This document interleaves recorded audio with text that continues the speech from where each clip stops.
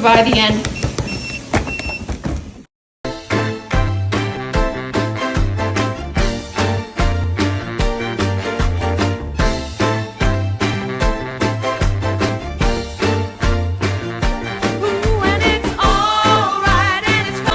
Here's the deal.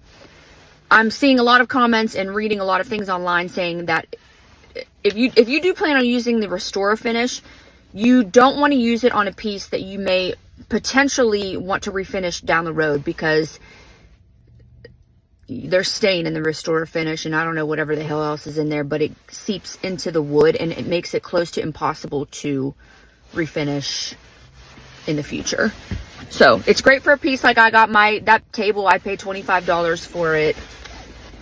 I don't plan to, I'm not going to refinish that thing. It's fine, but apparently you're not supposed to use it on your hardwood floors. Or the scratches are still on my table, the large one, the deeper ones.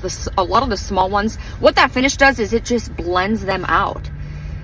And even the big ones, they're visible, but you have to get up like super close to see them.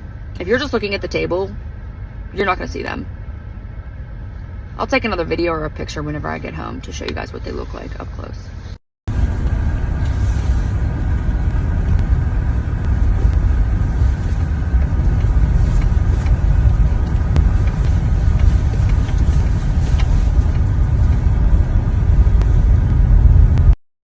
I'm so glad I went there when I did.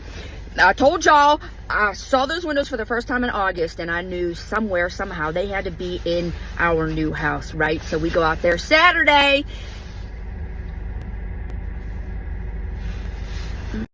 I told y'all that I bought them Saturday. That was kind of a lie, because here's the thing. I was going to, but I didn't have a checkbook on me, and it was past the time where I could take money out the bank. I had to go and go to an ATM. You gotta go inside the bank. So anyway, but he promised me his word, right? We shook on it. He promised me he wasn't gonna sell them to anybody else, and I promised him I was gonna get them today on Monday, which is what the hell just happened. So I get there, and he says, "Boy, I'm sure glad you got them when you did, because when you left Saturday, I had a woman, an interior designer from Georgia, call me and say, 'Rick, you got them blue windows still? Because I need them for a new build.'" And you can ask my friends. I told him on Saturday, I said, "Rick, we're shaking on this. You promised, you gave me your word. If you sell these to somebody else in the meantime, I am not above, little 1-2. I don't care who it is, I will fight." Kidding, I would never do that, but the doors are secured, and Rick is a man of his word. He's a good man.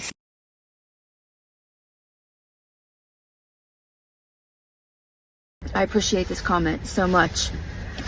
The funny thing is that if you've been around, she said, "I'm loving all this new content, but this is the stuff that I used to do when I first started my Instagram gig 7 years ago." It's been 7 years since I've been on here. I can't even. I started as a home decor account, and I still consider myself that. However, I've not done in the past 3. If you started following me within the past 3 years, you've really not seen much of it. And now I'm back doing what I started doing. And it's so funny, because it's like it all came full circle. I've been waiting to build a home. I've been waiting my whole life to build a home, and I've never owned a house, ever. I have never owned a home.